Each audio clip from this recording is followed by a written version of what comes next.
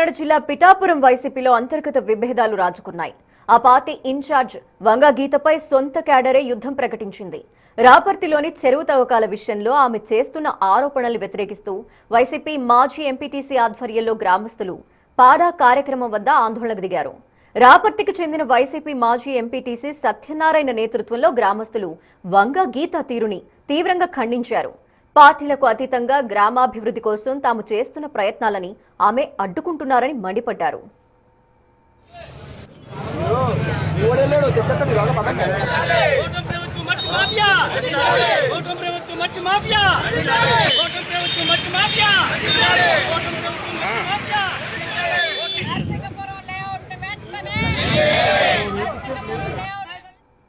గ్రామంలోని 60 ఎకరాల కొత్త చెరువు పూడికతీత పనులు అన్ని అనుమతులతోనే జరుగుతున్నాయని సత్యనారాయణ స్పష్టం చేశారు.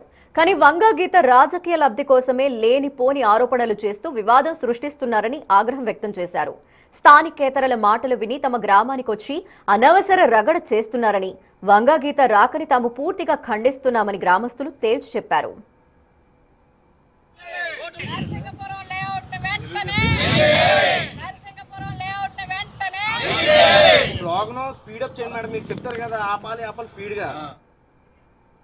కామారెడ్డి జిల్లా మద్నూరులో వరుస అగ్ని ప్రమాదాలు ఆందోళనకు గురి చేస్తున్నాయి.